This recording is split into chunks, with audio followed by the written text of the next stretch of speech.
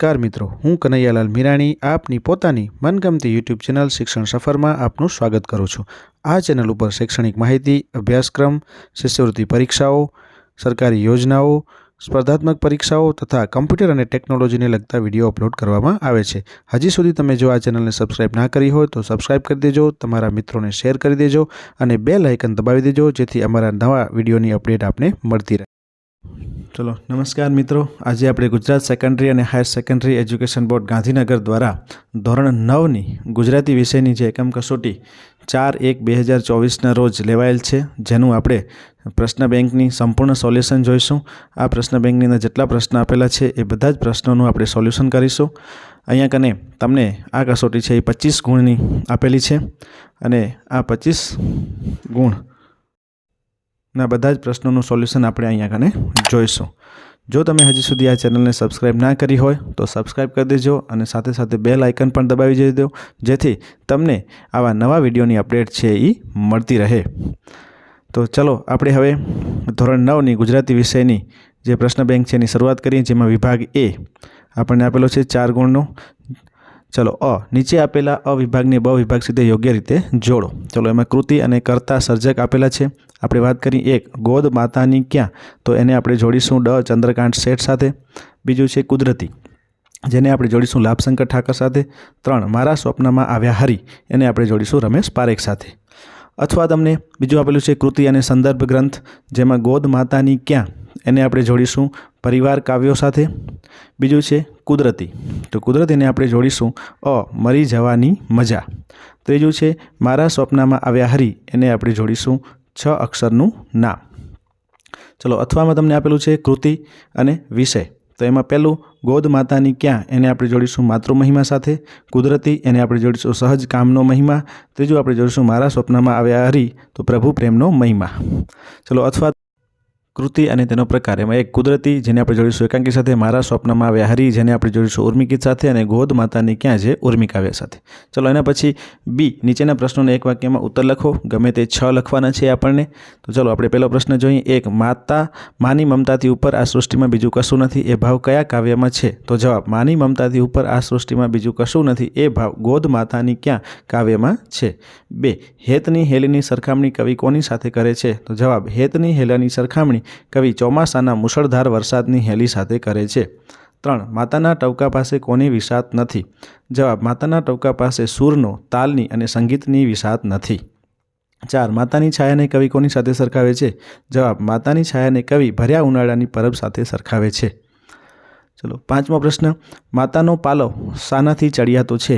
तो जवाब मातानो पालव कूणापर्णो अने पुष्पोथी चढ़ियातो छे। 6 मातानी माया भर्या शियाळे शुं आपे छे?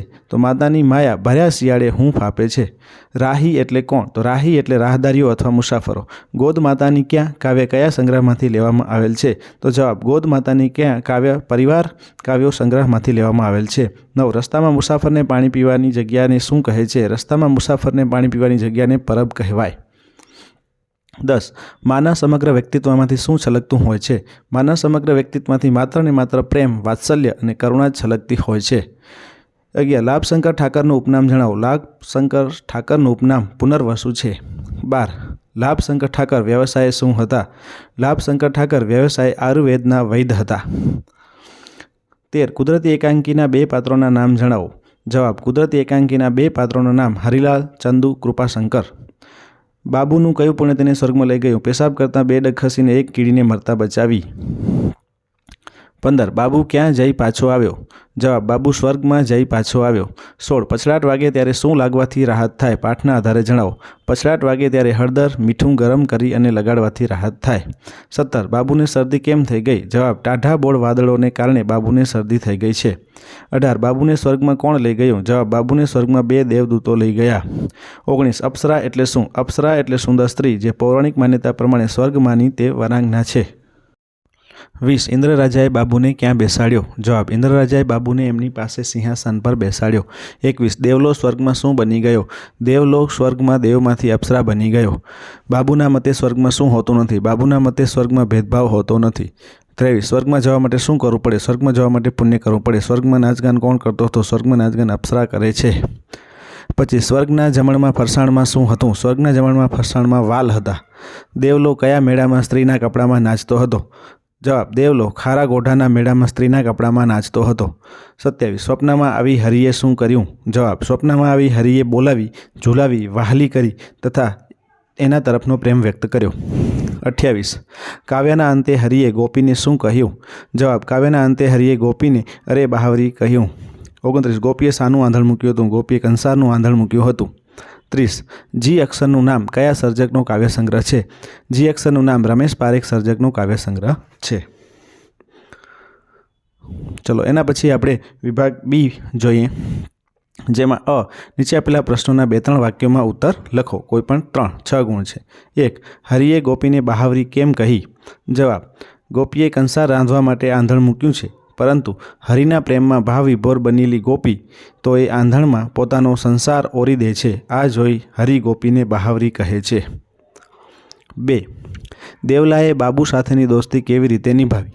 જવાબ, દેવાંશી ઉર્ફે દેવલાના નાચગાનથી પ્રસન્ન થયેલા ઇન્દ્ર રાજાએ દેવલાને વરદાન માંગવા કહ્યું. દેવલાએ ઇન્દ્ર રાજા પાસે એના નાનપણના ભાઈબંધને સ્વર્ગમાં લાવવાની ઈચ્છા રજૂ કરી. ઇન્દ્ર રાજાએ એની ઈચ્છા પૂરી કરી અને બાબુને દેવલા સાથે એક દિવસ સ્વર્ગમાં રહેવાનો લાહો મળ્યો. આ રીતે દેવલાએ બાબુ સાથેની દોસ્તી નિભાવી. 3. બાબુના સ્વર્ગના જમણમાં શું શું હતું? જવાબ, બાબુના સ્વર્ગમાં જમણમાં ચોખા ઘીની ધારવાળું છૂટું ચૂરમું, ફરસાણમાં વાલ અને બંગલા પાન પણ હતું. 4. અપ્સરા બન્યા પહેલાંના દેવલાનો પરિચય આપો. જવાબ, અપ્સરા બન્યા પહેલાંનો દેવલો નરસિંહનો છોકરો હતો. તે ખારા ગોઢાના મેળામાં બેરીના કપડાં પહેરી પાટિયા પાડી નાચતો અને બાબુ સાથે ચોથી ચોપડીમાં ભેગો ભણતો હતો. તેને ગાવાનો ખૂબ શોખ હતો. 5. બાબુએ જોયેલા સ્વપ્નનો બગીચો કેવો હતો? જવાબ, બાબુએ જોયેલા સ્વર્ગના બગીચામાં ભાત ભાતના ઝાડ, વેલા, ફૂલ, એક જુઓ અને બીજું ભૂલો, પાણીના ફુવારા ઉડતા હતા અને ચારે બાજુ સુગંધ ફેલાયેલી હતી. 6. માતાની આંખોથી કવિ શું પ્રાપ્ત કરે છે? જવાબ, આકાશમાં સૂર્ય, ચંદ્ર અને તારા પ્રકાશ પાથરે છે. આથી પૃથ્વી પર સૌને સૂર્યની ગરમી તો અને ચંદ્રની શીતળતાનો અનુભવ થાય છે, તેમજ ટમટમતા તારાઓનું સૌંદર્ય જોવા મળે છે. પરંતુ કવિ તો માતાની વાત્સલ્યપૂર્ણ આંખોથી જ સૂર્ય, ચંદ્ર અને તારા એ ત્રિવેણીની ઉષ્મા, શીતળતા અને સૌંદર્ય પ્રાપ્ત કરે છે. 7. માતાના હેતને કવિ ઋતુઓ સાથે કેવી રીતે સરખાવે છે? જવાબ, માતાના હેતને કવિ ઋતુઓ સાથે સરખાવતા કહે છે કે ચોમાસામાં અનરાધાર વરસાદ વરસે પણ માના હેતની હેલી ક્યાં? ભર ઉનાળે પરબ જેવી માની છાયા ક્યાં? ભર શિયાળે હૂંફ આપતી માની માયા ક્યાં? 8. કવિને માતા પાસેથી શું શું મળે છે? જવાબ, કવિને માતા પાસેથી એની હૂંફાળી ગોદ અને સૂતી વખતે માની સોળ મળે છે. માની હાજરીમાં રાહત મળે છે. માની આંખોમાંથી વાત્સલ્ય મળે છે. માનો પ્રેમાળ સાદ સાંભળવા મળે છે અને માના આલિંગનમાં પ્રેમનો સ્પર્શ મળે છે. એના પર માના હેતની હેલી સતત વરસે છે. માની શીતળ છાયા અને હૂંફાળી માયા મળે છે. 9. માતાના હેતનો તેમને થયેલો અનુભવ ટૂંકમાં લખો. જવાબ, તમને અહીંયા સરસ શબ્દોમાં જવાબ આપેલો છે, જે તમે જોઈ શકો છો અને લખી શકો છો. ચલો 10મો પ્રશ્ન આપેલો છે, નિસ્વાર્થ ભાવે તમારાથી કોઈ કામ થયું હોય તો તે ટૂંકમાં લખો. એનો પણ જવાબ સરસ શબ્દોમાં તમને અહીંયા લખેલો છે. ચલો એના પછી વિભાગ બી તરફ જઈએ. નીચે આપેલા પ્રશ્નોનો સવિસ્તાર મુદ્દાસર ઉત્તર લખો, ગમે તે એક, જેના 4 ગુણ છે. એમાં પહેલો પ્રશ્ન, હરિમિલનને તમારા શબ્દોમાં આલેખો. હરિમિલનના આખા અહીંયા સરસ શબ્દોની અંદર તમને અહીંયા કને જવાબ છે એ આપેલો છે, તો તમે જોઈ શકો છો અને વિડીયોને સ્ટોપ કરી અને આ જવાબ છે એ તમે તમારી નોંધપોથીમાં પણ ઉતારી શકો છો. તો મિત્રો, તમે હજી સુધી આ ચેનલને જો સબસ્ક્રાઇબ ના કરી હોય તો સબસ્ક્રાઇબ કરી દેજો અને સાથે સાથે બેલ આઇકન પણ દબાવી દેજો, જેથી તમને નવા વિડીયોની અપડેટ પણ મળતી રહે. ચલો એના પછી બીજો પ્રશ્ન આપેલો છે, ગોદ માતાની ક્યાં કાવ્યમાં કવિને કઈ કઈ બાબતોમાં અધૂરોપ અનુભવાય છે અને શા માટે? તો એ આપણે આ કાવ્યના આધારે સરસ રીતે આ જવાબ પણ આપણે અહીંયા કને લખેલો છે અને આખો જવાબ છે એ તમે સરસ રીતે સરસ શબ્દોમાં અહીંયા જોઈ શકો છો અને તમારી નોટબુકની અંદર એને પણ ઉતારી શકો છો અથવા તો તમે એને વાંચી શકો છો. તો આ રીતના આ પ્રશ્નનો જવાબ પણ તમે જોઈ શકો છો અને લખી શકો છો. ચાલો એના પછી આપણે ત્રીજા પ્રશ્નની વાત કરીએ, જેમાં તમને આપેલું છે કે બાબુના સ્વર્ગના અનુભવને તમારા શબ્દોમાં લખો. તો આપણે જે બાબુ સ્વર્ગમાં જાય છે અને એને જે અનુભવ થાય છે એ આપણે અહીંયા કને સરસ શબ્દોમાં દર્શાવેલું છે, તો એ જવાબ પણ તમે અહીંયા કને લખી શકો છો. એના પછી ચોથો પ્રશ્ન છે, કુદરતી એકાંકીના શીર્ષકની યોગ્યતાને ચર્ચો. તો આ જે છે કુદરતી એકાંકી જે આપેલું છે એને આપણે શીર્ષકની યોગ્યતાને જવાબ સરસ રીતે શબ્દોમાં લખેલો છે, જે તમે જોઈ શકો છો. 5મો પ્રશ્ન છે, કુદરતી એકાંકીમાં તમે શું શીખ્યા? તો જવાબ છે, કુદરતી એકાંકી દ્વારા હું શીખ્યો કે જે કંઈ પુણ્ય કાર્ય કરવું હોય તે સહજપણે થવું જોઈએ. પૂર્ણ સહજ કાર્ય સહજ રીતે કુદરતી રીતે થાય એ જ સાચું પુણ્ય કાર્ય છે. હું કુદરતી એકાંકી દ્વારા બાબુ અને દેવાંશીના પાત્રના માધ્યમથી સાચા પુણ્ય કાર્યના મહિમા સળવી શૈલીમાં નાટ્યાત્મક રીતે મર્મ શીખ્યો. એના પછી વિભાગ C, જેની અંદર તમને સમાસ ઓળખાવો છે. પહેલું નાચગાન, દ્વંદ, બીજું મહાદેવ, કર્મધારય, 3 ગંગાજળ, તત્પુરુષ, પગરખું, ઉપપદ, નવરાત્રિ, દ્વિગુ, રાજકુમાર, તત્પુરુષ, ત્રીજે ઇન્દ્ર, પંકજ, એમાં ઉપપદ. એના પછી વિભાગ D, જેની અંદર તમને નીચે આપેલા ગદ્યખંડ વાંચી અને નીચે આપેલા પ્રશ્નના ઉત્તર લખો. અહીંયા તમને સરસ રીતે ગદ્યખંડ છે એ આપેલો છે અને આ ગદ્યખંડના નીચે જે પ્રશ્ન છે એને આપણે જોઈએ. પહેલો પ્રશ્ન, ડોશીનું મન કેવું થતું હતું? જવાબ, ડોશીનું મન ક્યારનું એ આકળ વિકળ થતું હતું. કયું ગલુડિયું પાછું ફર્યું નહોતું? તો એક કાળિયું ગલુડિયું પાછું ફર્યું નહોતું. ડોશીનું મન કોનામાં અટવાયા કરતું હતું? ડોશીનું મન કાળિયામાં અટવાયા કરતું હતું. આ ગદ્યખંડને યોગ્ય શીર્ષક આપો. તો શીર્ષક છે ડોશી અને કાળિયું ગલુડિયું. અથવામાં તમને બીજો ફકરો આપેલો છે.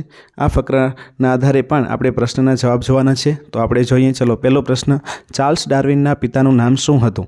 તો જવાબ, ચાર્લ્સ ડાર્વિનના પિતાનું નામ રોબર્ટ હતું.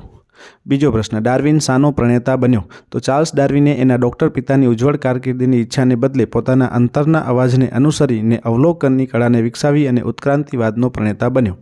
ડાર્વિને 5 વર્ષ સુધી શાનો અભ્યાસ કર્યો? તો જવાબ છે, ડાર્વિને 5 વર્ષ સુધી પ્રકૃતિનો અભ્યાસ કર્યો. આ ગદ્યખંડને યોગ્ય શીર્ષક આપો. તો શીર્ષક છે એનું ઉત્ક્રાંતિવાદ. અથવામાં તમને બીજો ફકરો આપેલો છે અને એ ફકરાના આધારે પણ આપણે પ્રશ્નના જવાબ આપવાના છે. તો આપણે જોઈએ પ્રશ્નો અને તેના જવાબ. પહેલો પ્રશ્ન, માનવી માટે શું સ્વાભાવિક છે? તો જવાબ છે, સત્યનો ઉચ્ચાર, એની ઘોષણા અને એની શોધ માનવી માટે સ્વાભાવિક છે. 2, કોનું બળ અદ્વૈત છે? તો સત્યનું બળ અદ્ભુત છે, અદ્વૈત છે. 3, માણસને શેનો એકરાર કરવો જ પડે છે? માણસને સત્યનો એકરાર કરવો જ પડે છે. ગદ્યખંડને યોગ્ય શીર્ષક આપો. તો એનું યોગ્ય શીર્ષક છે સત્યનું બળ. ચલો, એના પછી અથવામાં તમને ફકરો આપેલો છે. એ ફકરો પણ તમે વાંચી શકો છો અને એના આધારે આપણે પ્રશ્નના જવાબ જોઈએ. પહેલો પ્રશ્ન, વૃક્ષો અન્યના સુખ માટે શું કરે છે? તો વૃક્ષો અન્યના સુખ માટે છાંયડો આપે છે. 2, નાશવંત કાયાની ઉપયોગિતા ક્યારે નકામી છે? તો જવાબ છે, નાશવંત કાયાનો ઉપયોગ પરોપકારથી ન થવાનો હોય તો તેની ઉપયોગિતા નકામી છે.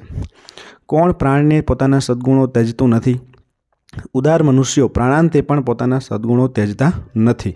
આ ગદ્યખંડને યોગ્ય શીર્ષક આપો. તો એમાં પહેલું છે જીવનની સાર્થકતા, જીવનનું ધ્યેય અથવા તો પરોપકારી મનુષ્ય. આવું કોઈ પણ શીર્ષક તમે આપી શકો છો અને એના આધારે આપણે અહીંયા શીર્ષક અહીંયા આપેલા છે.